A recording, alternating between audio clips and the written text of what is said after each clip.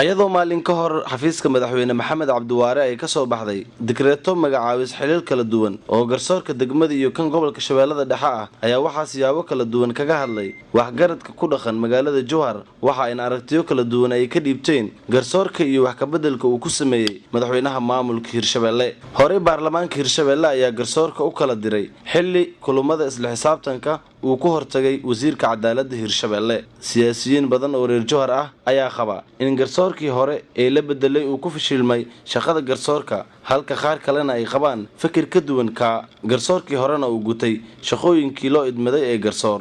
xaqiiqdii runtii in wax la magacaabo waxna xil laga qaado hore oo maqli jirnay maanta waxa moodaa xilka qaadista iyo magacaabista la sameeyay inay waxba isbedel iyo kala duwanaanshaha ay sameeyeen sababtoo ah kii shalay shaqeynayay wuxuu ku shaqeynayay xaaladdu ku jiray waxaan wada ognahay waa wax shacabka degmada iyo tan gobolkaba ay wada og yihiin sababtoo ah xeer ilaaliye ama garsoor maxkamadeed markii laga hadlaayo waa in uu yahay qof cadaalad u dhow qof baahidiisa ee mataqaanaa dhameystiran tahay qof dhan walba oo mataqaanaa maamul ama xukun inuu mataqaanaa ka dhisan yahay inuu yahay sababtoo ah duruufaha ugu weyn ee wax kala hagi kara waxay tahay qofka baahidiisa marka hore in mid dhameystiran ay noqoto runtina in xil laga qaado qof shalay aan ognahay dayacaad iyo rafaadkii dhibka uu ku shaqeynayay mid kalena la keeno runtii jugjug meeshaada joog inay tahay waan dareemaynaa garsoorayaashii hore ee laga qaaday bulshada u shaqeynayay caqabad badan haysa iyaga naftooda laakiin bulshada maysan u arkin dad aad wax u qabanaya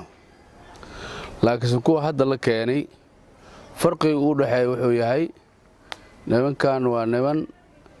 wasaaradda garsoorka iyo arrimaha diinta ay ka qaaday imtixaankana ku guuleystay lagu soo xulay aqoontooda waxaan isleeyahay ka fikir ahaan haddii ay helaan wax in la xukumo waa iska dhici kartaa laakiin waa dhacaysaa waana dhici jirtay laakiin hadday helaan fulin